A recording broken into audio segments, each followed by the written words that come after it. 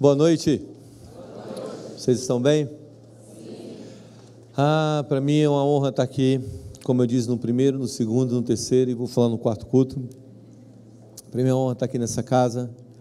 Vocês são parte da minha família e quero agradecer a todo o corpo de liderança daqui. Obrigado por hoje, Dudu. Obrigado, Felipe. Obrigado, André. Eu não sei onde ele está, mas obrigado por ter me servido durante todo o dia. É uma honra estar com vocês aqui durante todo esse dia. E obrigado, doutora Sara, meu amigo pastor Teófilo, que está vivendo uma vida apostólica nesse exato momento, apóstolo do século 21, lá no Havaí. Eu amo essa vida apostólica do século 21. Eu conheci o pastor Teófilo há alguns anos atrás. Eu fui liderar a oração e pregar em uma sessão no Rio de Janeiro, junto com um homem chamado Randy Clark, e que é um cara incrível. E o Theo tinha ido traduzir ele, e nós ficamos no mesmo quarto. Ele tinha acabado de chegar dos Estados Unidos, o melhor de tudo é quando você não programa as coisas, que as coisas simplesmente acontecem. E Deus armou aquele encontro, e nós nos tornamos bons amigos. Hoje o Theo é o meu melhor amigo, e nós temos feito coisas juntos ao redor da nação. Quando uns dias atrás ele estava lá no nosso retiro de carnaval, um tempo maravilhoso, e eu o amo muito. Eu sei o que Deus tem para ele nesses próximos anos. Ele, Júnior, Zac. Hoje eu conheci o Zac, um milagrinho. Ele vai abalar o mundo. Quantos concordam? Os nossos filhos serão melhores do que nós. E os nossos filhos, eles receberão um legado e eles colocarão essa nação em outro lugar e as nações da terra. Nós estamos deixando uma plataforma que os nossos filhos herdarão essa plataforma e levará o nível de Deus sobre as nações. Eu acredito nisso. E eu acredito de verdade que nesse exato momento Deus está levantando uma geração pelo mundo que se importa com a sua família, que ama a sua família. Madre Teresa disse assim: você quer mudar o mundo? Vá para a sua casa e ame sua família, e você vai mudar o mundo. Eu tenho 3 filhos, sou casado, vou fazer 12 anos agora, 12 anos de casado. Shaba. E eu queria apresentar para vocês minha família. Semana que vem eles estão chegando aí para o retiro eu vou estar com vocês no retiro de Páscoa. E eu estou trazendo a tempestade junto comigo. Talvez, certamente é do espírito, mas é também física. Porque eu tenho 3 filhos extremamente agitados. E eu amo isso. Tem hora que eu não amo tanto. Eu queria apresentar para vocês minha família.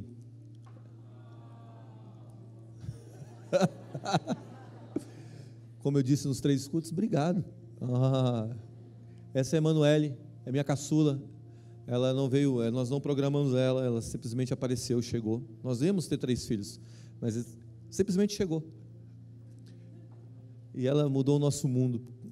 Ela é extremamente amorosa. E, na verdade, ela flutua entre o amor e a braveza. É meio leão e cordeiro. Essa é a Emanuele, mas ela é extremamente amorosa, ela reparte suas coisas, ela é incrível. Essa é a Isabela. Isabela é minha filha maior, tem 8 anos, vai fazer 9 esse ano. E tem uma história que resume ela. Fui chamado na escola uma vez, e eu fui chamado na escola por causa dela. Eu fui lá para a escola, a diretora me chamou, cheguei na escola para saber o que estava acontecendo, sentei com a diretora, falei assim: eu quero te contar uma história da sua filha. A sua filha fazia parte de um grupo, ela foi expulsa desse grupo, e ela montou um outro grupo paralelo. E o que ela fez? Ela tirou as pessoas desse grupo e levou tudo para o grupo dela. Então você já entende. Ore por mim, eu tenho um grande desafio pela frente.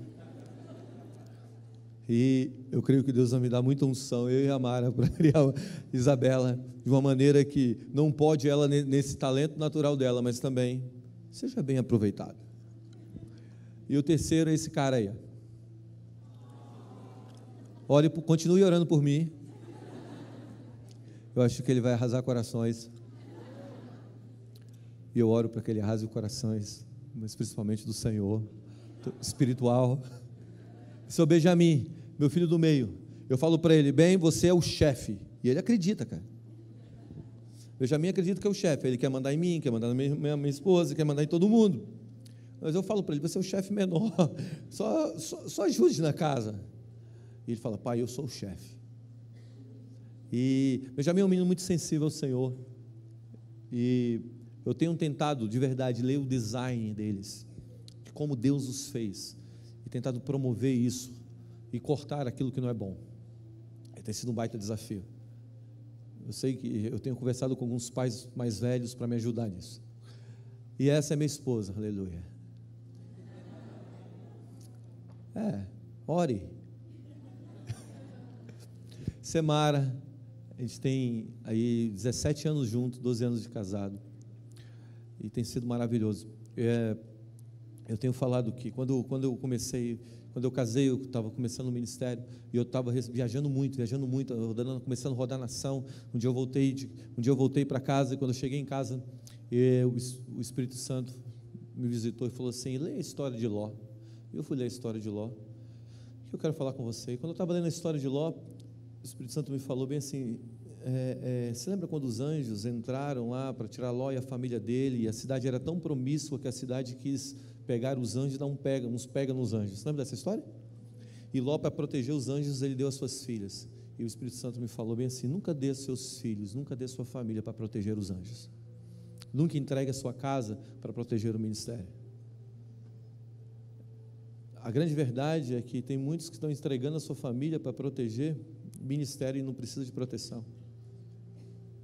Sabe, a coisa mais parecida com o céu é uma família. A coisa mais parecida com o céu é uma família. Tudo começou numa família no Éden, e tudo vai terminar numa família no céu. Então, guarde sua casa, proteja sua casa, ame seus pais, ame sua esposa, ame seus filhos, se dedique a eles, porque essa vai ser a sua maior herança, amém? E eles mandaram um abraço para vocês. Uns mandaram: ok, pai, tá bom. Mas Mara mandou um abraço para vocês, e eu estou aqui com alvará de soltura. Amém. Quantos acreditam em avivamento? Quantos amam avivamento? Sabe, eu amo avivamento, eu amo ver essas ações de Deus sobrenaturais, e é lindo ver esse mover de Deus em nosso tempo. E eu acredito que um dos grandes moveres que Deus vai trazer para esse tempo será uma nuvem de salvação. Olha para o lado e diga assim: você está prestes a entrar na maior colheita da história da humanidade.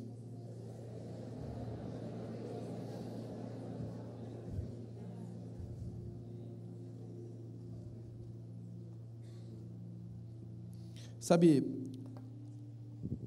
Atos capítulo 17, versículo 6, fala sobre, nós não vamos ler isso, eu só queria citar, mas fala bem assim, que Paulo, se você ler o capítulo 16, 17, 18, até o capítulo 19 de Atos, você vai encontrar provavelmente o maior avivamento bíblico do Novo Testamento. Você vai encontrar Paulo chegando na Grécia. Olha que loucura isso aqui, cara. Eu vou falar sobre isso mais no retiro de Páscoa, mas Paulo chega na Grécia, e aqui há um encontro dos discípulos de Sócrates com os discípulos de Jesus. Então, aqui há um choque entre os discípulos de Sócrates e os discípulos de Jesus, e quando Paulo chega lá, ele fala assim: vocês conhecem o batismo do Espírito Santo? Para a igreja que estava situada ali, eram mais ou menos umas 6 pessoas, umas 12 pessoas. Não, a gente não conhece. E a Bíblia fala que Paulo fala bem assim para eles: então vem aqui, sopra sobre eles o Espírito, eles são cheios do Espírito, e eles se tornam agora os homens que iriam abalar toda aquela região.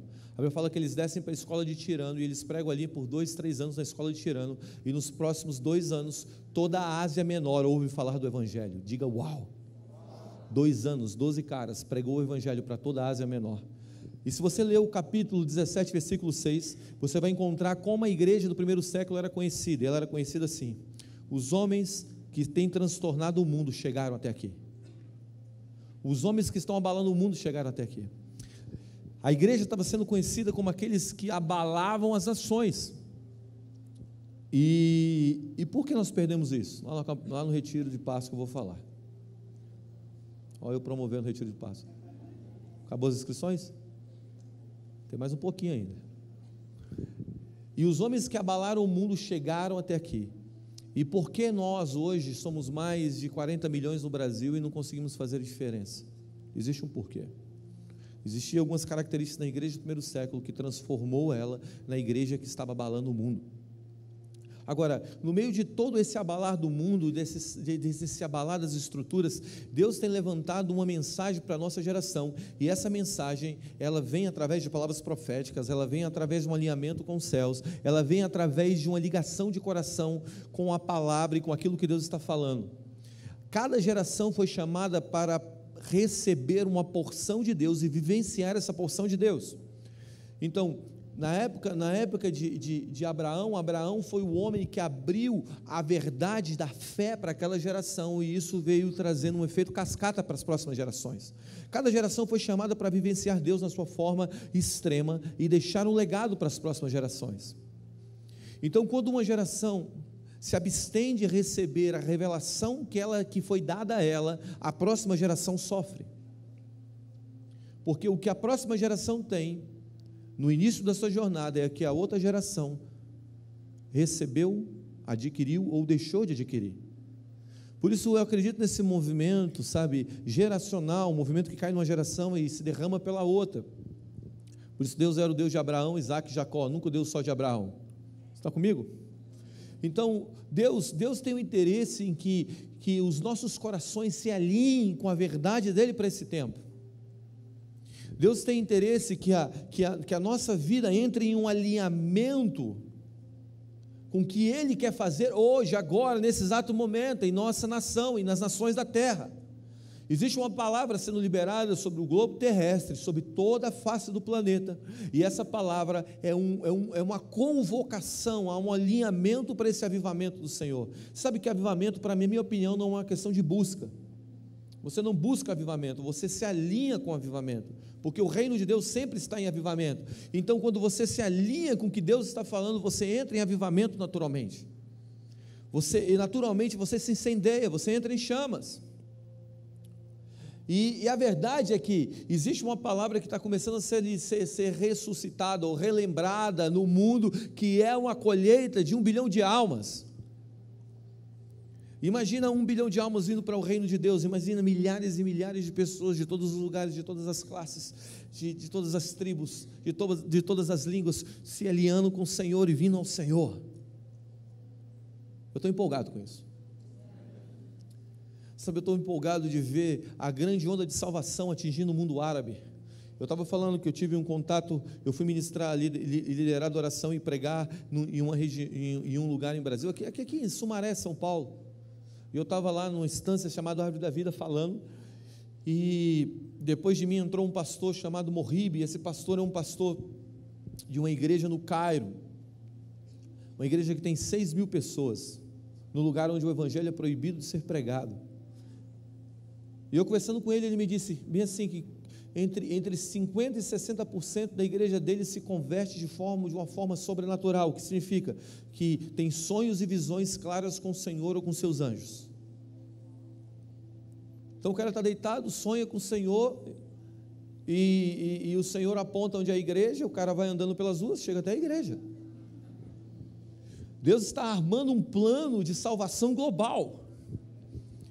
Todo mundo está achando que nós estamos caminhando para um lugar pior, e esse é um grande engano das trevas. Nós estamos caminhando para um lugar que é um lugar das bodas do Cordeiro. Guga, e Apocalipse? Apocalipse é um livro maravilhoso, porque Apocalipse diz que é o livro da revelação de Jesus. Se você olhar pela perspectiva da revelação de Cristo e da igreja, você vai encontrar em Apocalipse a igreja sem mancha, sem ruga e sem mácula. É o único lugar na Bíblia que você encontra a igreja pura, sem mancha, sem pecado, sem ruga, uma igreja nova. Sei que alguém tem com umas ruguinhas aqui, não é esse tipo de ruga, e sem mácula, sem ferida. Então você vai encontrar a igreja pura. Sabe, nesse livro que nós encontramos a igreja que é proporcional, ou o corpo que é proporcional à cabeça. É o único lugar na história bíblica que você vai encontrar, sabe, uma igreja preparada para viver o fim. E eu amo isso, porque nós estamos caminhando para esse lugar, o lugar aonde nós seremos sem mancha, sem ruga e sem mácula, aonde nós viveremos o Senhor na forma extrema. E mais do que isso, o Apocalipse é o casamento, é o ápice. Então nós temos que olhar sob essa perspectiva, amém? Então nós estamos caminhando para um lugar melhor, nós estamos caminhando para uma colheita global, onde milhares e milhares de pessoas entrarão no reino, e nós veremos uma salvação tão grande acontecendo, e isso andará alinhado com sinais, prodígios e maravilhas. Sabe quando o avivamento atingiu a Argentina, na década de 80, eles diferenciavam milagre de milagre extraordinário. Lá careca nascia cabelo, aleluia, irmãos. A esperança, tenha fé, se alinhe com o avivamento, clame por ele. Sabe, por muitas vezes, Carlos Anacondia, quando subia para pregar na plataforma nos estádios, eles tinham uma equipe que ministrava dentro, uma equipe que ministrava fora, porque ele falava assim: eu vou começar a orar por milagres aqui, e por libertação. E quando ele começava a orar por milagres dentro do estádio, as pessoas que passavam fora, e por libertação, muitas eram curadas fora do estádio, e muitas ficavam possessas fora do estádio, e eles pegavam e traziam para dentro do estádio, porque o estádio não podia conter a unção de Deus, então a unção escoava pelas ruas. Eram tantos milagres que aconteciam, uma grande nuvem de salvação acompanhava aquilo. Carlos Anacondia, Ed Silvoso, Cláudio Fraser e muitos outros proporcionaram um dos maiores avivamentos da América do Sul. Foi incrível, mas Deus está prometendo algo maior. Deus está prometendo algo que é muito maior do que aconteceu no ano passado. Sabe, existe uma promessa, olha isso aqui, existe uma promessa que aconteceu há 110 anos atrás. Teve um avivamento que estourou na rua Azusa, nos Estados Unidos. Esse avivamento que aconteceu lá foi através de um homem chamado William Seymour, que era um negro, cego de um olho, manco de uma perna, filho de escravos. Ele saiu arrastando a sua perna, entrou nesse lugar, nessa rua Azusa, que se tornou célebre, porque aonde o Espírito de Deus repousa, aquele lugar se torna conhecido. O que seria do Monte Sinai, se Deus não tivesse descido no Monte Sinai? Não seria nada, ninguém nunca lembraria daquele lugar, no meio do deserto. Então, onde Deus se evidencia, ele se torna célebre aquele lugar. Agora, aquele homem entrou nesse lugar e ele começou a pregar sobre, olha que loucura isso, ele começou a pregar sobre o batismo do Espírito Santo sem ter sido batizado no Espírito Santo.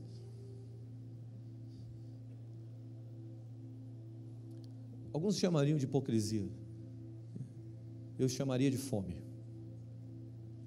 Muitas vezes nós estamos falando aquilo que nós não vivemos, porque nós estamos buscando aquilo que ainda não vivemos. E agora o William Seymour, ele começou a pregar sobre o batismo do Espírito Santo caiu sobre o lugar. Uma menina que nunca tinha tocado piano na vida, ela senta num piano e começa a tocar música clássica. O William Seymour, a história conta que ele entrava dentro de um caixote, ele orava e depois ele levantava e falou assim: o Espírito de Deus vai entrar aqui, o Senhor está vindo. A glória de Deus achatava as pessoas, literalmente, todo mundo no chão. E no meio de todo aquele mover que estava acontecendo, uma nuvem física entrava, e enquanto o William Seymour pregava, as crianças brincavam de pique-esconde na nuvem. Diga uau. Eu gosto disso. E as crianças brincavam, imagina os seus filhos brincando de pique-esconde na nuvem do Senhor. Dizem que 600 milhões de pessoas foram alcançadas de Azusa até hoje, foram salvas. Agora, dois missionários saem de lá, entram pelo Porto de Belém, Daniel Berg e Gundavim, e fundam a Assembleia de Deus do Brasil, que é o movimento pentecostal brasileiro. Isso se alastra pelo Brasil, e nós começamos a ver muitos milagres no Brasil, desses dois missionários que saíram da rua Azusa. Tem alguém aqui de Belém? Do Pará? Tem alguém do Pará? Você quase me enganou, você fez assim. E esse avivamento vem de lá, sabe, isso se espalha pelo Brasil. Agora, o que acontece? Isso durou alguns anos. No final desse avivamento, no final desse derramar, que essa nuvem se materializava, o William Seymour saiu para orar, e quando ele estava orando, ele estava buscando o Senhor, o Espírito Santo falou assim para ele, Deus falou para ele, William, a nuvem vai embora, mas daqui a 100 anos ela vai voltar. E agora fazem 110 anos que essa palavra está vindo ao mundo. E se você vê agora, existe uma grande movimentação que tem acontecido através de Luan e muitos outros lá em Los Angeles, porque eles acreditam que algo vai acontecer, e eu acredito nisso, porque essa palavra é uma palavra real. O que significa? Significa que Deus está arquitetando um plano global para uma grande nuvem de salvação. Ele está falando, daqui a 100 anos essa nuvem vai voltar. Nós estamos falando de 600 milhões de pessoas alcançadas pelo avivamento de Azusa, mas Deus está falando que vai haver uma colheita de 1 bilhão de almas.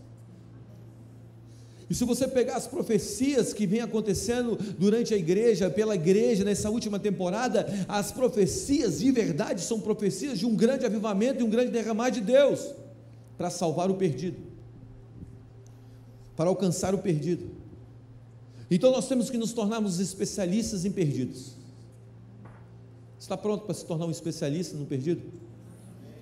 Você está pronto para se tornar um especialista do reino de Deus, para ter a leitura do perdido e trazê-lo para o reino de Deus e acompanhar aquele cara e ver aquele cara se tornar um homem de avivamento? Então, quando nós entramos no Evangelho de Lucas, capítulo 15, nós vamos encontrar o texto do perdido. Lucas capítulo 15 fala sobre o texto do perdido, a ovelha perdida, a dracma perdida, o filho pródigo. Você vai ler o texto do perdido, e esse texto do perdido, ele tem muito a ver com a igreja, e é sobre isso que nós vamos mergulhar nessa noite, porque Deus vai nos batizar de um amor profundo para essa colheita de 1 bilhão de almas, e Deus vai nos encher do Espírito para essa colheita de 1 bilhão de almas, e acima de tudo, Deus vai nos posicionar para vermos toda a nossa família vindo para o reino de Deus. Você vai ver o seu filho pequenininho se movendo no Espírito Santo.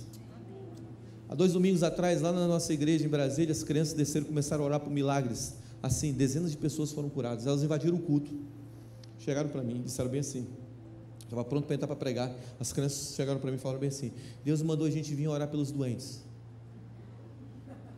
Eu falei: ok, Deus manda nesse lugar. Acabou a programação, eu falei assim: vamos fazer o seguinte, as crianças querem orar pelos doentes, quantos aqui estão doentes?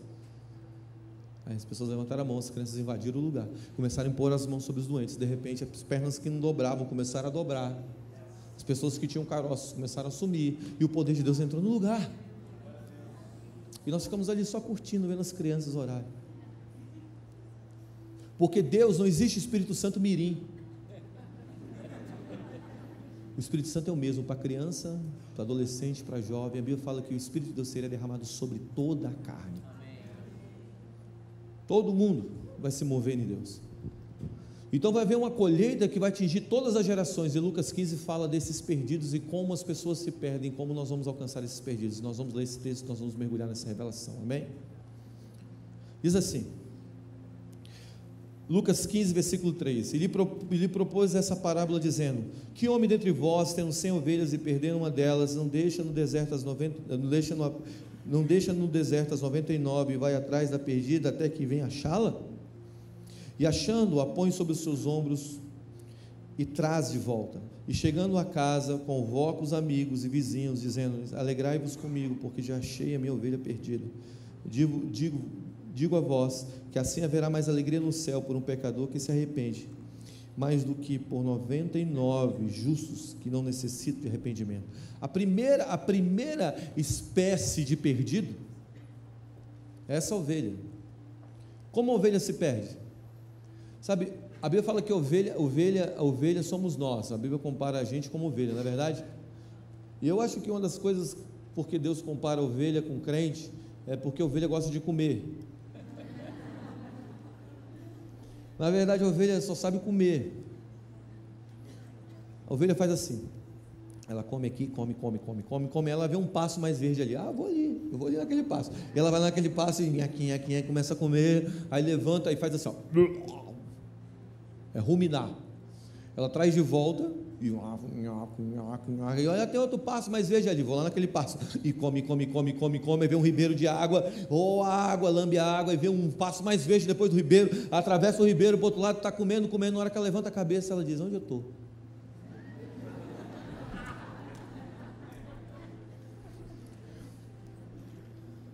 É assim que a ovelha se perde. Sabe, é o tipo de pessoa que vai fazendo a sua vida, sabe, ele não está fazendo coisa ruim, não está fazendo coisa mal, mas ele vai lá e fala assim: cara, vou fazer aquela faculdade. Ele faz a faculdade, é legal você fazer a faculdade, mas você nunca consultou a Deus sobre aquilo. Eu vou casar, é legal casar, mas você nunca consultou a Deus sobre isso, se você vai casar com aquela pessoa ou não. Simplesmente você vai tomando as suas decisões na sua vida. Eu vou mudar de cidade, você muda de cidade, mas você nunca consultou a Deus sobre essa decisão de mudar de cidade, e você vai indo, um dia você levanta a cabeça e você pergunta: onde eu estou? Sabe, existe uma geração que não é uma geração má, não é uma geração que está fazendo coisas erradas, não está cometendo aqueles pecados que você diz: meu Deus, cruz credo, sabe, não é esses grandes pecados, se existe pecadão, pecadinho, seja lá o que for, mas os pecados morais parece que causam mais escândalos. Então, não é essas coisas grandes, simplesmente você está vivendo a sua vida. Ou você está vendo uma geração que decidiu viver a sua própria vida, que decidiu andar na sua própria tocada, e agora, quando ela levantou a cabeça, ela está dizendo: onde eu estou? Quem é essa pessoa que eu casei? Olha como está a minha vida.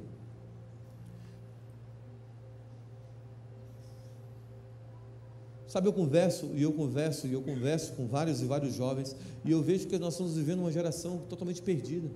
Cara, porque eu estou fazendo essa universidade, não sei porque eu estou fazendo isso, não sei porque eu estou fazendo aquilo, não sei porque eu estou aqui. É uma geração que se perdeu, porque nunca consultou o seu Criador sobre os seus passos, nunca consultou a Deus como deveria viver, nunca consultou o Senhor como deveria viver o seu futuro. Qual é o teu futuro para mim, Senhor? O que o Senhor tem para mim? O que o Senhor tem para a minha vida? Onde o Senhor me quer? Onde o Senhor me fez? O que o Senhor estava pensando? Qual é o meu design? Simplesmente viveu. Aí você senta com pessoas que são pessoas legais, são pessoas boas, mas estão dizendo: eu estou perdido. E você tenta achar uma justificativa, e você só chega a uma conclusão: ele nunca consultou a Deus sobre aquilo. São pessoas que se acharam capazes de fazer com a sua força a construção da sua história. Eu comparo isso a uma história bíblica, uma outra história bíblica que fala sobre os homens que se moveram para uma terra chamada terra de Sinar, ou terra de Sinear. Sinar significa sonhos, eles foram habitar na terra dos sonhos, e eles chegaram na terra dos sonhos. Normalmente a gente habita na terra do nosso sonho, não é verdade? Eu tenho todo sonho de casar com aquela pessoa, a gente vai lá e casa com aquela pessoa e constrói a vida naquele lugar. Eu tenho um sonho de virar um médico, você vai e entra num curso de medicina. Então, normalmente as nossas construções, elas se formam na terra do nosso sonho.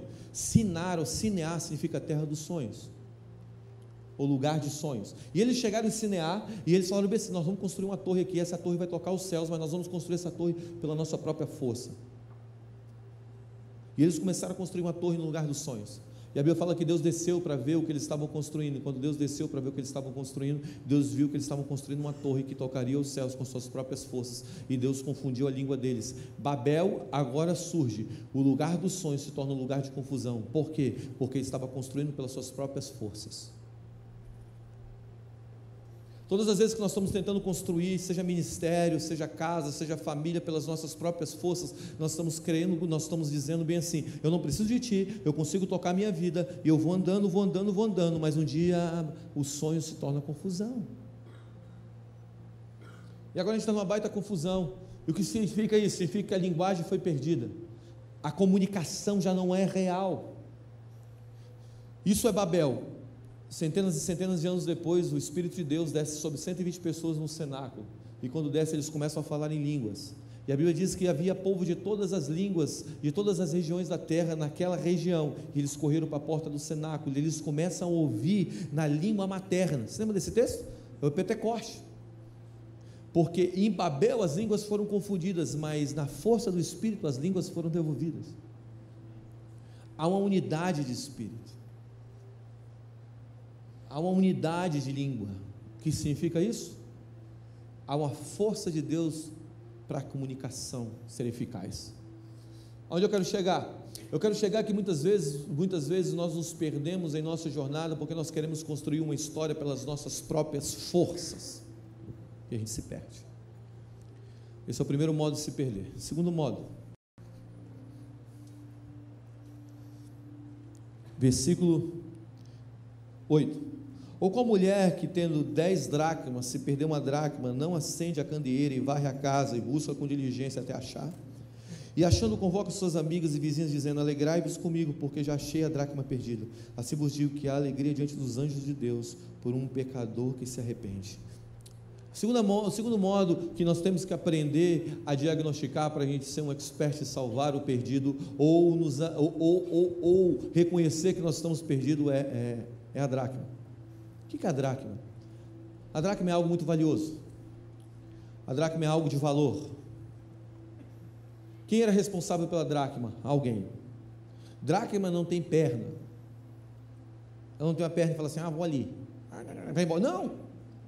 Sabe, alguém que tinha que ter responsabilidade com aquela dracma, não teve responsabilidade com aquela dracma, e aquela dracma se perdeu dentro de casa. O que significa? A segunda maneira de se tornar um perdido, ou que nós olhamos para essa geração e vemos que ela está perdida, é dessa maneira. Como? Que alguém que foi chamado para ser uma voz sobre aquela pessoa, seja um pai, seja uma mãe, seja uma liderança espiritual, não foi diligente, não foi cuidadoso com aquela pessoa, e aquela pessoa se perdeu dentro de casa.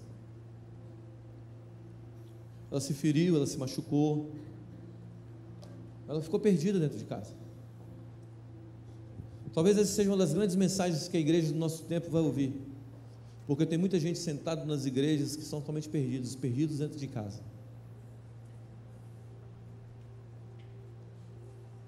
Eu sei disso porque eu ando muitos e muitos lugares e eu encontro uma geração perdida dentro de casa, porque alguns que deveriam ser diligentes com elas e ter amor e cuidar, não tiveram o amor e o cuidado, e elas se perderam dentro de casa. Essa é a segunda maneira de se tornar perdido. Talvez o seu pai não foi um pai que foi um cara presente na tua vida e gerou algumas coisas dentro de você, e hoje você está perdido. Talvez a culpa de você estar perdido hoje foi porque passou uma autoridade espiritual na tua vida extremamente abusiva e te colocou em um lugar de ferida, e você está perdido. Hoje nós temos uma geração dos desigrejados. De onde vem isso? Talvez de um evangelho, ou uma forma de evangelho, eu boto aspas nesse evangelho, fracassado, porque muitas vezes nós não tivemos a habilidade de lidar com a peculiaridade de cada um, e não tivemos a habilidade de cuidar das pessoas da maneira certa, e agora eles estão perdidos. Mas Deus está levantando uma geração que vai mexer a casa. Deus está levantando uma geração que vai acender o fogo, e está disposto a mexer na estrutura para achar o perdido. O que nós estamos vendo hoje? Nós estamos vendo uma reestruturação do modelo de igreja da nossa geração. Nós estamos vendo hoje nós estamos vendo uma reestruturação de como se fazer igreja. Os marcos antigos permanecem intactos, os valores do cristianismo não são tocados, mas nós estamos reprogramando a maneira de fazer igreja para alcançar uma geração que foi perdida dentro de casa. Por isso Deus está vindo com visões claras para essa geração. Você sabe, quando você entra diante de Deus, eu preguei isso com um grupo de pastores, e eu disse: quando vocês entram diante de Deus, você recebe uma palavra, uma visão, mas você recebe uma arquitetura. Foi assim com Moisés. Moisés entrou diante de Deus, ele recebeu uma palavra, ele recebeu uma visão sobre o futuro, o que ele deveria fazer, mas Deus deu para ele uma arquitetura. O tabernáculo terá tantos côvados, ele será feito de tal material. Você está entendendo o que eu estou dizendo? O que é isso? Isso é um modelo estrutural de funcionamento. Deus está visitando uma geração agora com um modelo de uma estrutura capaz de alcançar o perdido. Então você imagina aquela mulher acendendo aquela lamparina, indo, mexendo no sofá, puxa o sofá para cá, bota o sofá aqui, puxa a mesa para lá, sabe, puxa esse armário para cá, deve estar aqui embaixo. O que é isso? Ela estava reprogramando a estrutura para achar aquele que está perdido. Se você hoje se perdeu porque alguém te feriu, Deus já programou algumas igrejas, e certamente essa igreja foi uma igreja reprogramada para receber aquele que se perdeu. Por isso tem muita gente aqui que veio acabada para cá. Porque essa casa mexeu na estrutura para receber aquele que estava perdido. Essa é a segunda maneira de se perder. Você se perdeu porque alguém te feriu. Terceira maneira,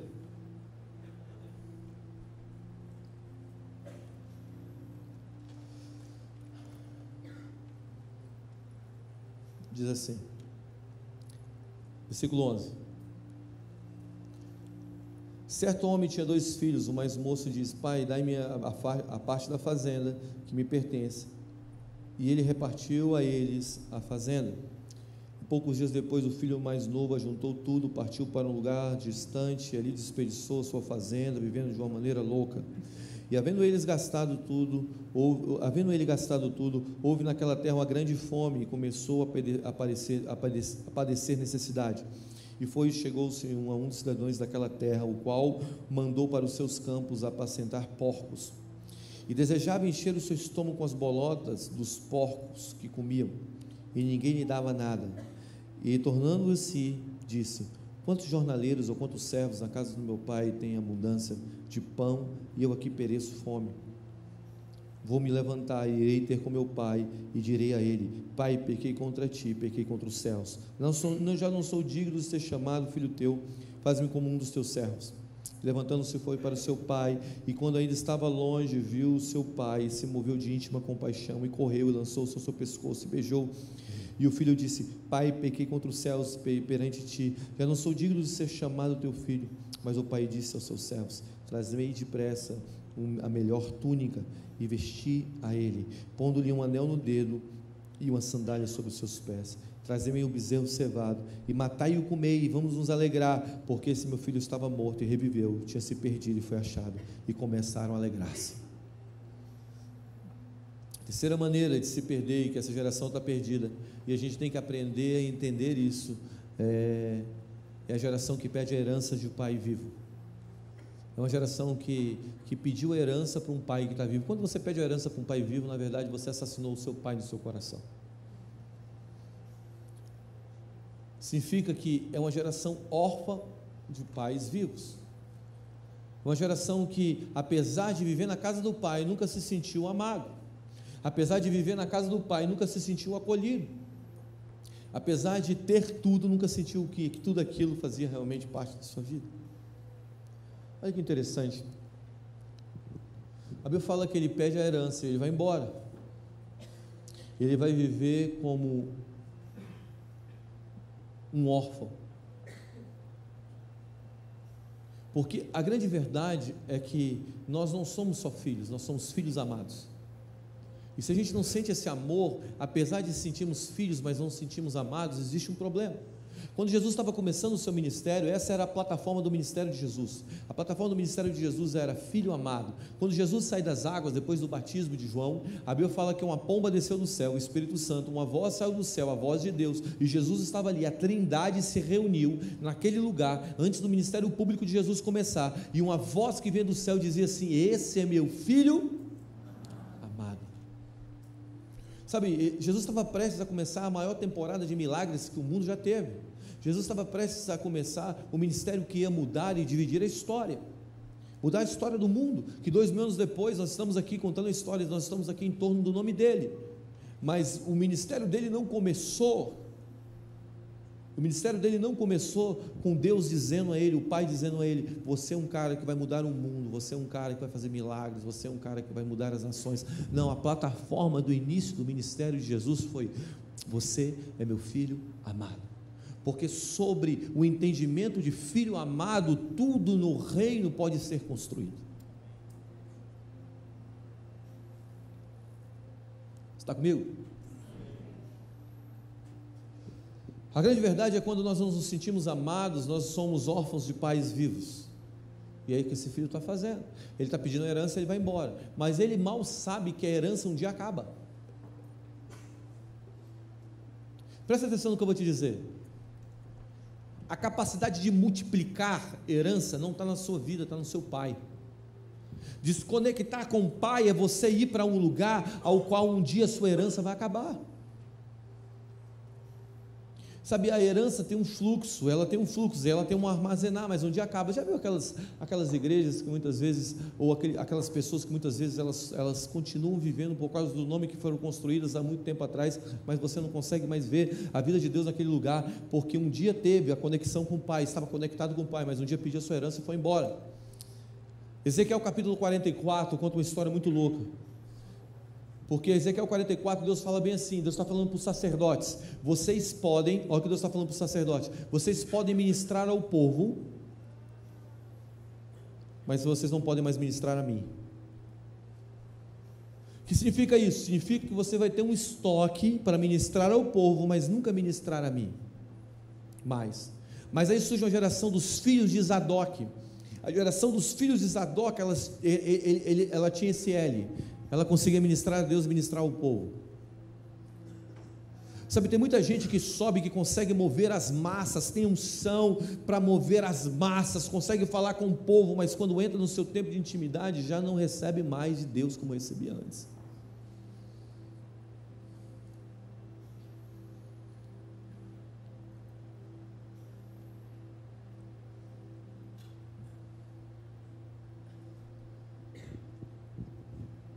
Já ficou bêbado sozinho, você e Deus, nesses últimos dias? Sem ninguém ver? Você já se ajoelhou e chorou diante de Deus sem ninguém ver, você e Ele? Que aquele momento se tornou um momento que você ia passar um tempinho, você perdeu as horas.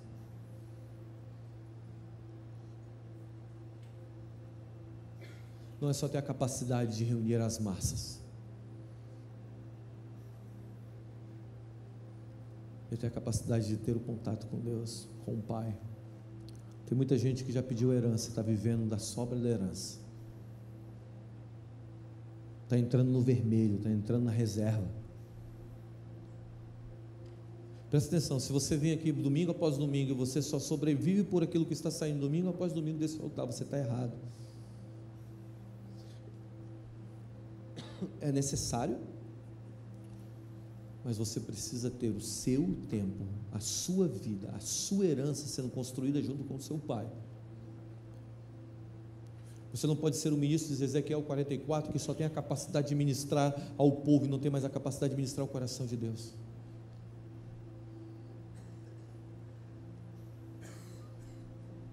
Você não pode ser o ministro de Ezequiel 44 que abre a boca e tem um poder que todo mundo vê, que glória aquele cara tem, mas quando chega em casa tira a armadura, é um leproso, igual Naamã.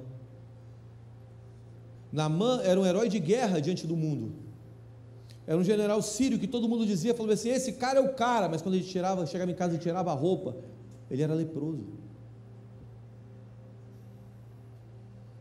A grande verdade é que Deus quer nos dar uma intimidade com Ele, e a partir dessa intimidade nós vamos começar a ter o poder para falar uma geração, mas nós não seremos aqueles ministros de plástico, fake, seremos autênticos, verdadeiros. Quando abrimos a nossa boca, isso é um fruto de uma intimidade com o Senhor, de um conhecimento de Deus que está sendo revelado ao mundo. Nós entraremos em adoração, em períodos longos de adoração, e esse poder que há na adoração irá nos transformar na imagem dele. Sabe, quando você lê Salmo 115, olha isso aqui, cara, eu falei isso aqui à tarde, Salmo 115, eu preguei 3 mensagens diferentes, estou repetindo essa mensagem, mas eu preguei 3 mensagens diferentes hoje, eu não consegui ficar pregando a mesma mensagem.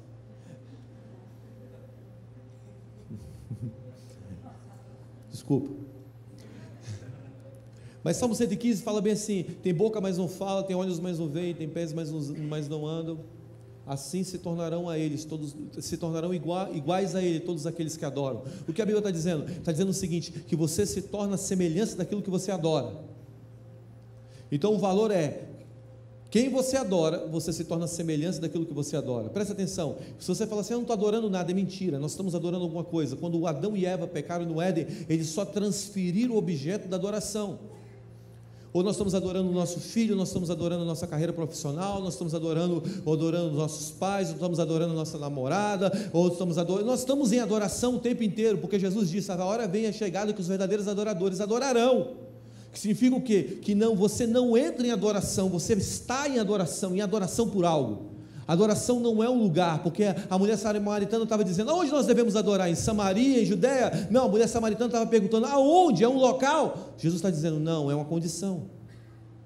não é um lugar, é uma condição, você está em adoração. Então você está adorando algo e você está se tornando fruto ou a semelhança daquilo que você adora. E normalmente nós adoramos aquilo que está na nossa frente, aquilo que nós colocamos na nossa frente, que é a nossa busca. Esse é o objeto da nossa adoração, e é isso que controla a nossa vida. O que tem controlado a nossa vida tem sido aquilo que nós temos adorado. Se o dinheiro tem controlado a nossa vida, ainda que você não crie um altarzinho a Mamon e ajoelhe lá, Mamon. Se simplesmente você tem mais confiança no dinheiro do que no Senhor, isso significa que você é um adorador do dinheiro. Agora, cola aqui comigo, presta atenção no que eu vou te dizer. Por isso Jesus disse assim: para trás de mim, Satanás, porque Satanás se colocou numa posição de adoração, que é uma posição de controle. Ele: para trás de mim, porque o que está na tua frente controla. Por isso Jesus tirou Satanás da frente. Agora, por que Deus não busca adoração, mas busca adoradores? Isso aqui é bom. Por quê? Porque quando nós estamos nos tornando a semelhança daquilo que nós adoramos, Deus nos deu o seu melhor, que é Ele próprio. Então quando nós estamos adorando a Ele, nós estamos nos tornando a imagem dEle. Você está entendendo? Eu não estou dizendo que você deve adorar para se tornar como Ele, porque a adoração é o fim das coisas, não é o início. A fé é como se fosse o alfa, a adoração como se fosse o ômega, o fim, é o fim das coisas. Você não adora por algo, você simplesmente adora, mas o efeito adoração em nós nos transforma a imagem dele. Por isso Paulo fala em Coríntios que nós somos transformados ao contemplar. Quando nós estamos contemplando ele, nós estamos em adoração contemplando ele, nós estamos sendo transformados à imagem dele. Significa que Deus nos deu o seu melhor, que é Ele próprio. Então quando Ele fala bem assim: adore a mim, eu busco adoradores, porque isso é um plano muito mais profundo do que a gente imagina, é um plano de tomada da terra, através da imagem do Senhor. Porque quando nós estamos adorando a Ele, nós estamos nos tornando a imagem dEle, e se tornando a imagem dEle, nós exerceremos governo na terra. Está comigo, cara? Eu gosto disso porque se você for ler a Bíblia fala assim: um menino vos nasceu, um filho se vos deu, e o governo está sobre, diga, sobre os ombros. Agora, presta atenção, toda vez que um rei ia ser coroado para governar, para ter governo sobre uma região, o símbolo desse governo era uma coroa, não é? Então eles pegavam a coroa e botavam aonde? Na cabeça. Então a cabeça era o símbolo do governo, a coroa sobre a cabeça era o símbolo de governo. Mas no reino de Deus, o governo não está sobre a cabeça, está sobre os ombros. Quem é a cabeça da igreja? Jesus pegou a autoridade da cabeça e transferiu para os ombros. Quem é os ombros? Diga a igreja, diga eu. Agora, o Bill falou algo muito interessante, porque o Bill fala que Deus está vindo, que Jesus está vindo por um corpo proporcional à sua cabeça. Então, como nós nos tornamos proporcionais à cabeça? Quando nós estamos sendo transformados à imagem dele. E como somos transformados à imagem dele? Como estamos conectados com o nosso Pai. E como estamos conectados com o nosso Pai? Quando nós estamos em adoração, porque nós estamos tornando a imagem daquilo que adoramos. Adoração é o que define a humanidade. Presta atenção, grava isso no seu coração. O que vai definir a sua família, o que vai definir a sua história, o que vai definir os seus passos, o que vai definir o seu destino, é a sua adoração. Quem você tem adorado vai definir a humanidade, vai definir quem você vai se tornar, o que sua família vai se tornar. Para mim terminar, o filho pródigo pediu herança. Ele deixou a visão do pai e ele seguiu, e ele gastou a sua herança, porque a herança acaba. E agora a herança acabou, e ele caiu em si. E o que ele estava fazendo? Diga, comendo bolota de porco. Ele deixou de ser filho?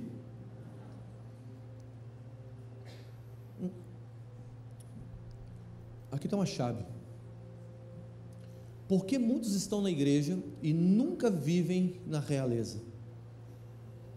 Você nunca vai deixar de ser filho, mas você pode comer bolota de porco como filho, porque você perdeu o contato com o pai, porque você está se tornando um órfão de um pai vivo. Você está comigo? A grande verdade agora é que um dia a gente cai em si. O que é isso? Arrependimento. Eu vou voltar para a casa do meu pai. E ele começa a voltar para a casa do pai. E ele está voltando para a casa do pai. E ele vai chegando na casa do pai. E a Bíblia fala que o pai estava olhando para o horizonte. Olha isso aqui, cara. Sabe, o pai estava esperando o filho. Eu não sei quantas vezes por dia ele ia ali, ou se ele passava o dia ali olhando para o horizonte, esperando o filho. Agora, deixa eu abrir aqui uma informação para você. Você sabe que Deus nunca chega atrasado em nada, né? Que Deus está fora do tempo. Ele não está no nosso kairos, ou melhor, ele não está na nossa linha do tempo. Ele não está vivendo nesse tempo. Deus olha para um homem de fora do tempo, e ele tem todo o tempo nas suas mãos. A Bíblia fala que há tempo para tudo determinado debaixo do sol, e ele determinou o tempo para todas as coisas, mas ele está fora do tempo. Deus não é governado pelo tempo. Então o tempo trabalha para Deus. Amém? Agora pensa comigo, Deus então nunca chega atrasado em nada, porque o tempo está a seu favor. Significa que Deus nunca precisa correr para fazer nada. Você lembra quando Lázaro morreu e Maria, as irmãs de Lázaro, né? Elas chegaram para Jesus e falaram assim: se você tivesse chegado alguns dias antes, lembra disso? O que elas estavam dizendo nas entrelinhas? Você chegou atrasado. Sabe de nada, inocente. Não conhece nada. Aí fala bem assim: rola a pedra, Lázaro vem para fora. Rola a pedra, Lázaro vem para fora, e Lázaro sai.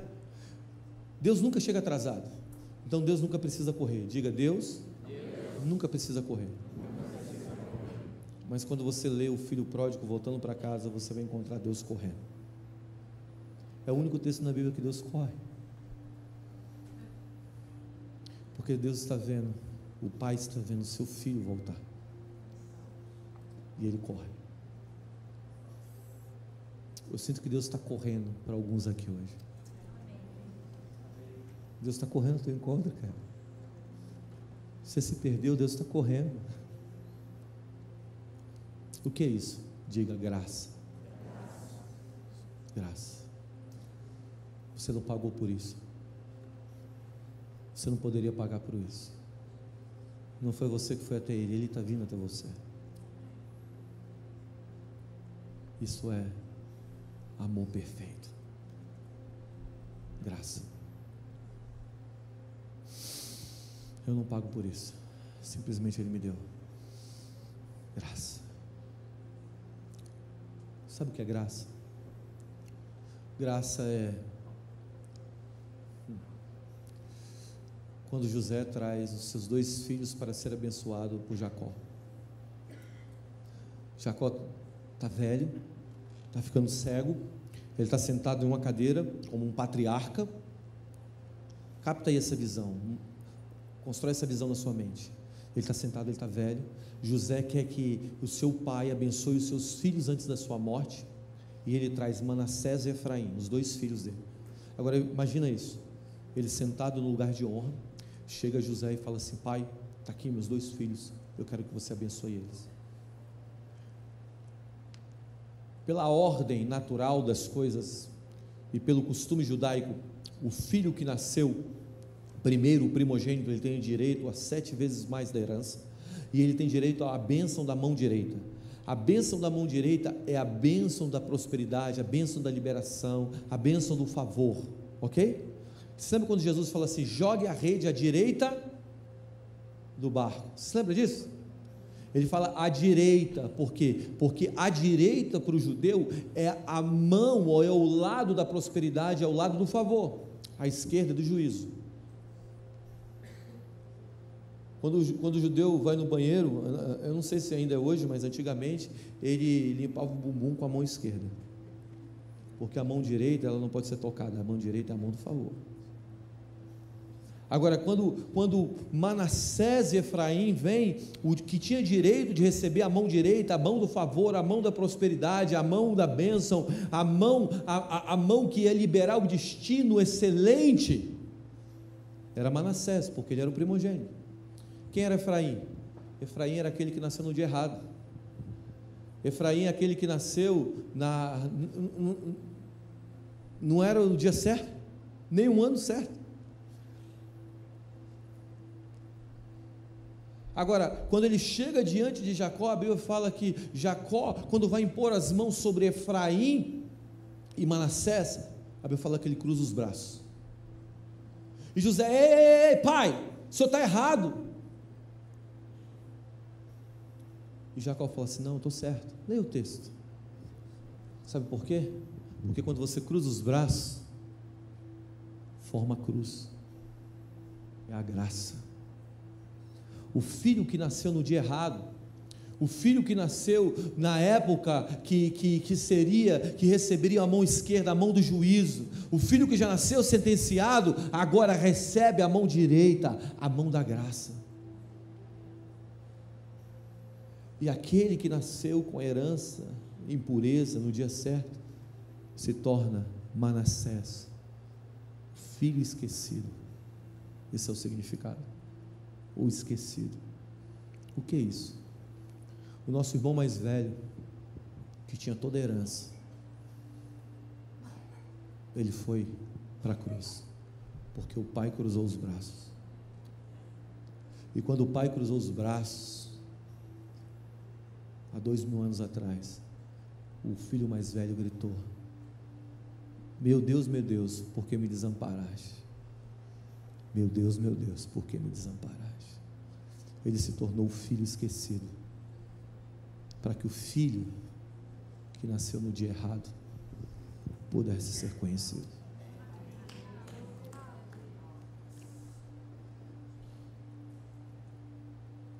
O pai correu.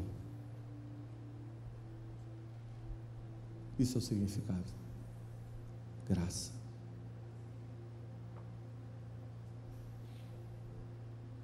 Todos nós nascemos em pecado, mas a graça caiu sobre nós, e nós estamos aqui hoje por causa desse amor infalível, desse cão de caça que é Jesus, que está farejando a nossa vida nos lugares mais escuros. Ele está atrás de nós, Ele está atrás dessa geração. E presta atenção, no mais profundo lamaçal, o mais miserável dos pecadores, o homem que está envolvido nas mais profundas trevas, ainda assim, o pai cruzou os braços por ele. O pai está correndo atrás do pródigo. Corre para mim. E eu creio que nessa temporada Deus vai começar a nos dar esse coração de pai, para que nós venhamos colher essa colheita de 1 bilhão de almas. Sabe, esses dias, essa temporada agora em Brasília, nós estamos ganhando pessoas, as pessoas estão voltando para o Senhor, e tem sido tão maravilhoso. Você vê o coração quebrado, tendo um encontro com o Senhor. Esses dias um rapaz chegou para mim, e ele me disse assim, na verdade uma menina da nossa igreja, uma menina linda da nossa igreja, que atrai os olhos de vários homens, e tem esse cara que é um cara que acabou de passar num concurso para ser professor de uma das maiores universidades americanas. Era o sonho dele, é um cara extremamente inteligente. Esse cara se apaixonou por essa menina, e ele está indo atrás dela. Ela falou bem assim: você pode ser tudo que eu desejei como homem, mas você não tem o que eu mais desejei para um homem, é que ele pegue na minha mão, vá para a igreja, sente, que ajoelhe comigo e ore comigo, que leve meus filhos a conhecer o Senhor. E ele estava louco atrás dela. E ela disse não. E aí ele começou a ir na igreja por ela. Aí um dia assim, na segunda cadeira assim, o Espírito Santo caiu sobre uma menina na primeira cadeira, pum! Aquela menina caiu no chão. Na hora que ele viu ela cair no chão, ele correu para segurar, e na hora que ele segurou ela estava chorando no chão, recebendo o Espírito Santo, estava vendo uma manifestação do Espírito Santo dentro da igreja, e ele está segurando a cabeça dela, e algo passou dela para ele. Guga, isso não é bíblico. A Bíblia fala que quando tocaram em Jesus, dele saiu virtude. Ele diz: de mim saiu virtude, então é bíblico. Então houve uma transferência naquela hora, e agora ele está começando a sentir a presença de Deus. Eu estou vendo os olhos dele lacrimejar, e eu estou vendo ele tendo um encontro com Deus através daquela menina. Depois ele botou ela no chão e ficou assustado olhando, e ele começou a voltar culto após culto, mesmo quando ela não estava lá, culto após culto. Há uns 2, 3 semanas atrás ele me chamou para jantar, e eu fui jantar com ele, eu sentei com ele para jantar, e nós estamos jantando. Aí ele disse assim para mim: eu quero te contar a minha história. Quando eu tinha 17 anos, eu fui missionário na Índia. Eu fui para as casas eu fui pregar o evangelho nas casas de Madre Teresa. E eu participei da escória da humanidade. Eu cansei de pular pessoas doentes nas ruas, pessoas mortas nas ruas. Mas o dia em que eu me perdi, no dia que minha ponte foi quebrada com o meu Criador, foi um dia que o pastor levantou uma criança e falou: ela está curada. 2 horas depois aquela criança morreu. Eu virei para os céus e disse: você é mau. De lá para cá eu quebrei minha aliança com o Criador, e eu me tornei um perdido. Eu me ofendi com Deus, eu pedi a minha herança e fui embora. Mas algo está acontecendo em mim, e eu não posso negar, porque meu coração está indo para um lugar que minha mente não entende. E ele estava na crise entre coração e mente. E eu comecei a explicar para ele porque Deus não para a maldade, porque a lei suprema é o amor, e dentro da lei do amor existe o livre-arbítrio. Se Deus tira o livre-arbítrio, Deus tira o amor. Então nós temos que fazer as nossas coisas. Comecei a explicar para ele porque Deus não para a maldade, e como Deus ia parar a maldade. Ele começou a ter um encontro com Deus ali. E eu vou para casa, e 2 horas da manhã ele me mandou uma mensagem dizendo: eu estou sentindo algo que eu nunca sentia. Eu estou experimentando algo que eu nunca experimentei. Faz anos que eu não experimento, na verdade. E minha ponte está começando a ser construída de volta com os céus. Agora, eu vou pregar na próxima reunião, no próximo domingo. Eu chego de viagem, vou em casa tomar um banho correndo, corro para a igreja. Eu chego bem na hora da pregação, eu subo e eu começo a pregar. Quando eu estou terminando a pregação, eu faço um apelo. E eu estava tão cheio de Deus aquele dia, que eu estava pregando de olho fechado. Eu devo ter pregado uns 25 minutos de olho fechado. E a galera esperando eu cair, sabe? A galera assim, meio atrás do púlpito esperando: ele vai cair, porque eu estava muito cheio aquele dia. Eu estava pregando de olho fechado. Isso só aconteceu comigo no primeiro dia de carnaval desse ano. Foi a segunda vez que foi esse dia. Que acabou o culto, o pessoal: vamos sair para comer. Eu não conseguia nem sair para comer, eu estava em outro lugar. E aí, quando eu abro os meus olhos, a primeira pessoa que está na frente chorando é ele. E ali a galera cercou ele, botou as mãos sobre ele, e ele está começando a voltar lá para o Senhor. E eu vi um pródigo voltando para casa. Eu amo milagres, cara. Eu já vi dezenas de milagres. Mas quando um filho volta para um pai,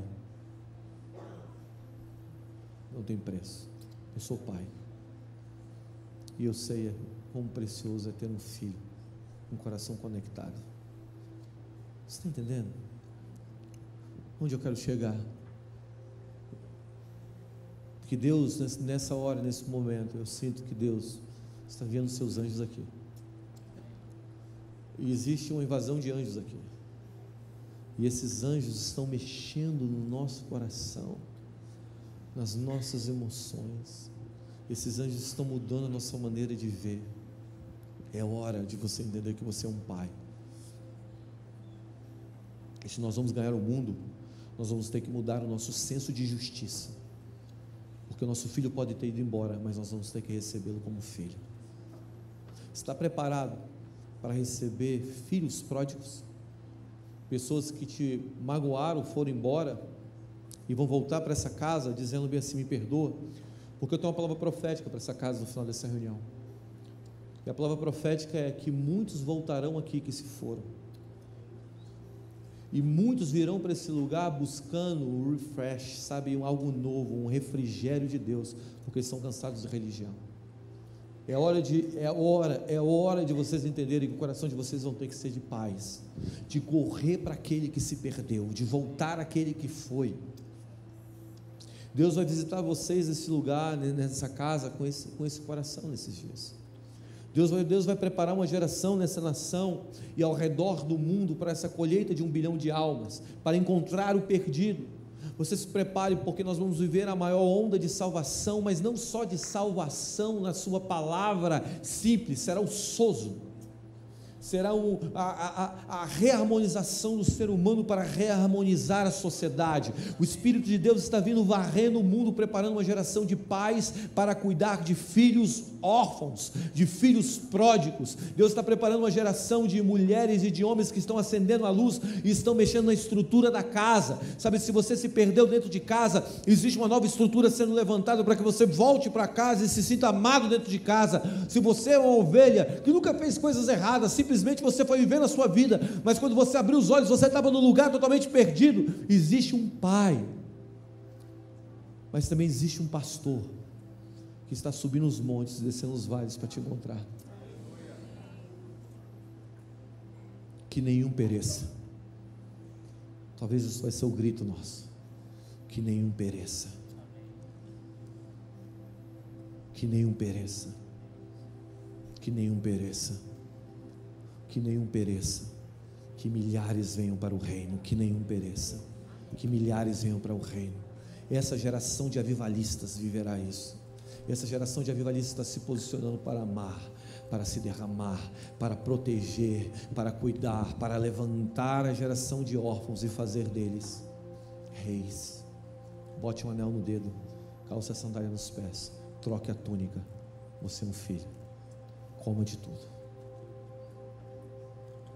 Não seja como o filho mais velho, que vai ficar com ciúme daquele que chegou ontem, mas já está numa posição de honra. Não seja como o filho mais velho. Igreja, é a nossa hora. O mundo está esperando isso, a manifestação dos filhos de Deus. Nós vamos nos levantar e nós vamos manifestar, e nós vamos abalar as estruturas reais para muitos, mas são extremamente falsas para nós. Essa é a tua hora. Se coloque em pé.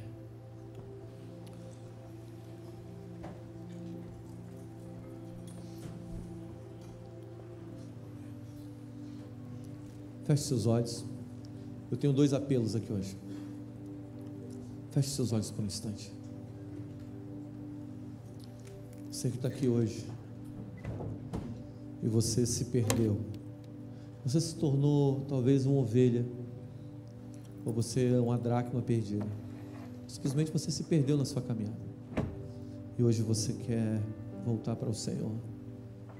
Você quer se reconciliar com Ele, ou você quer dar a sua vida a Ele. Fique com seus olhos fechados. Levante sua mão bem alto aos céus. Existe alguém assim que quer entregar a sua vida a Jesus? Levante sua mão bem alto. Quer se reconciliar com Ele novamente?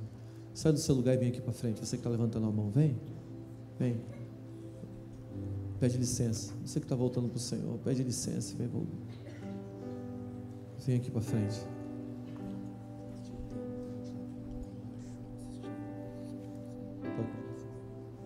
Você que está embaixo, vendo aí no telão, se você quer voltar para o Senhor, suba as escadas, vem aqui para cima. Essa é a sua noite, a noite de você voltar para os braços do Pai, cara. Você é um pródigo. Você pode vir aqui para cima. Existe mais alguém aqui que hoje precisa reafirmar a sua aliança com Cristo? Vem aqui para frente, vem, sai do seu lugar, corre para cá. Venha reafirmar a sua aliança com o Senhor. Yes. Existe mais pessoas, eu sei que existe. Pode vir.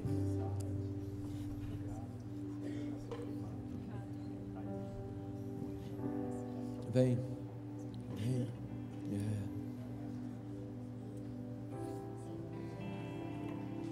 Thank you, Jesus. More, Lord. Mais, Senhor. Mais, Senhor.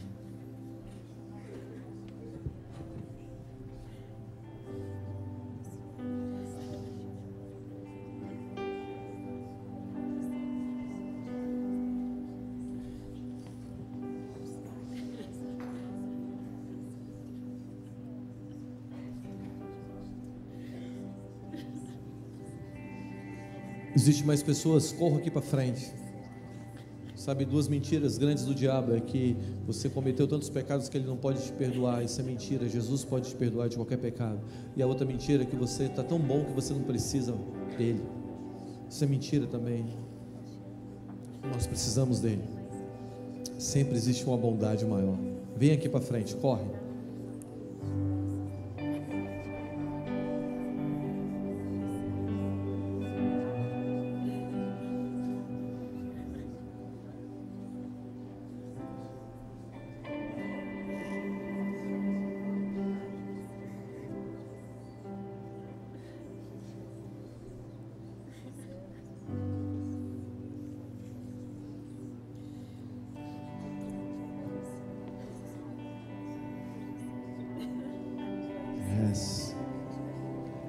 Há muito amor aqui nessa noite. Amor capaz de quebrar todas as cadeias. Ondas de amor estão passando aqui. Pode vir, cara. Essa é uma noite de salvação. Ondas de amor. Ondas de amor estão passando aqui. Yes.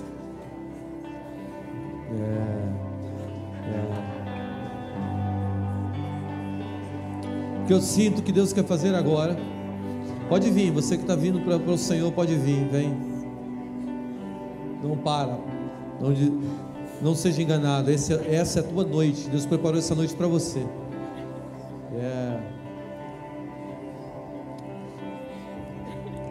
Agora o que eu sinto que Deus quer fazer, pode vir isso.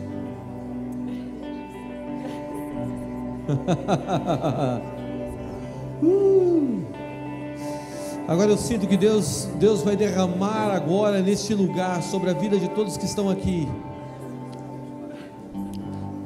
a porção dessa geração, a porção para alcançar o perdido, a porção para alcançar aquele que está em trevas. Isaías, a Bíblia fala em Isaías 60, levanta-te e resplandece, porque já vem a tua luz e a glória do Senhor vem nascendo sobre ti.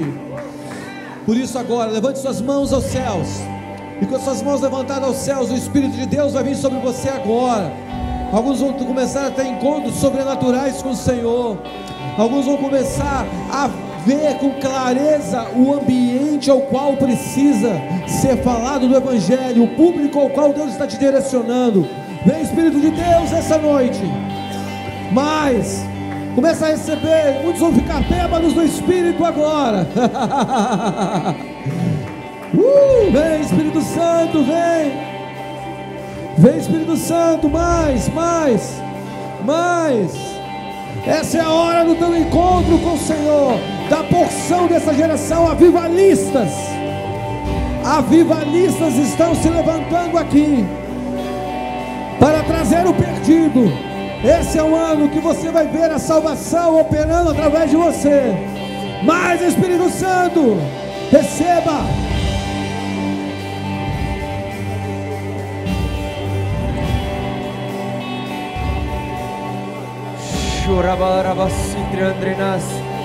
Se você é batizado com o Espírito Santo, comece agora a fluir em línguas.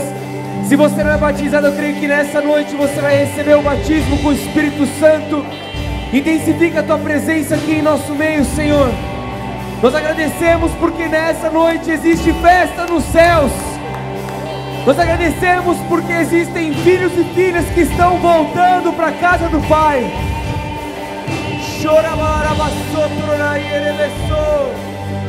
Obrigado, Espírito Santo. Obrigado, Espírito Santo. Obrigado, Jesus.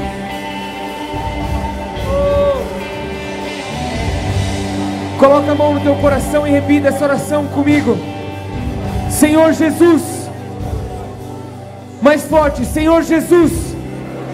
Muito obrigado pela obra redentora da cruz. Obrigado porque hoje eu tenho vida, e vida em abundância.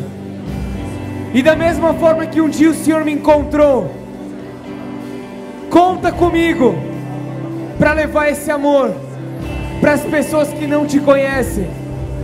E nesse momento eu oro para que o Senhor alcance os meus familiares, os meus colegas de trabalho, as vidas do meu círculo social que não te conhecem. Eis-me aqui, Senhor. Eu quero ser um mensageiro desse amor incondicional que um dia me encontrou e irá encontrar as pessoas que não te conhecem. Conta comigo, em nome de Jesus.